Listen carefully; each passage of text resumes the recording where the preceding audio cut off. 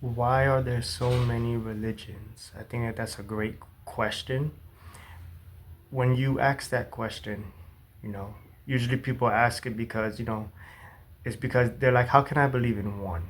How can I be sure? How can I really know when people all over the world believe in many different things?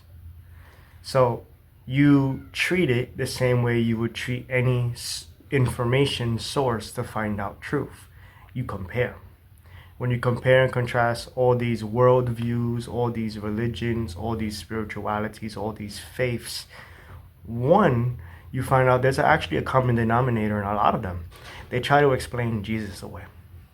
So Jesus seems like a pretty important guy. So you go to the source, you go to him. What does he say about himself? Okay, when you see that, when you see a biblical worldview, which starts with the Torah and then the Tanakh, the Old Testament, and then you compare that to the New Testament, we realize, okay, the New Testament is not going against the Old. It's actually fulfilling promises of the Old. This has to be the truth. Beyond that, when you look in the book of Genesis, the serpent that deceived Eve and Adam is prophesied over, that the seed of the woman would crush the head of the serpent. The seed of the woman is Jesus. The Lord is letting the devil know there of something that's going to happen in the future. The devil, knowing this information from the very beginning of the origin story, if you will, of man, decides to devise many thoughts, many faiths, many spiritualities, many religions, because if you have like a smorgasbord of confusion, it's going to be harder for people to figure out historically who is this seed of the woman. Now, the only way we are able to really truly identify who the Messiah is goes back to, again, the Old Testament and prophecy. A lot of other religions, the world's major monotheistic religions, they claim that the Bible is corrupt.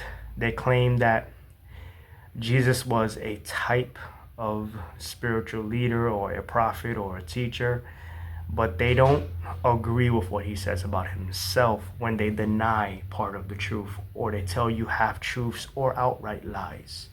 So in short, that's why there's many religions, to confuse you. The devil wants to steal, kill, and destroy. The devil wants billions of people to go to hell. Hell was not made for me and you, but you will go there if you die rejecting Jesus and his gospel. If you die as a professing Christian who was never on fire for him. If you die in a condition, in a state where you're not living for him, yet you profess him, you have to die on fire for the Lord to go to be with the Lord. And not in willful, unrepentant sin, but striving to live holy to the best of your ability, moment by moment, by being born again and having the Holy Spirit living inside of you. There's so many religions to point you away from the truth. You can easily conclude which is true.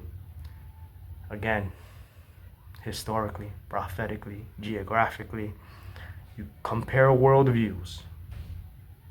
Which one seems more reasonable, more logical, more factual? Does it line up with human history? Does it line up with science and math? Not biased science and math, actual science and math. Does science and math promote their own agenda when you compare it? Yes, there's a lot of moving factors, but you absolutely can know 100% for a fact the truth. And us as Christians, we do know the truth.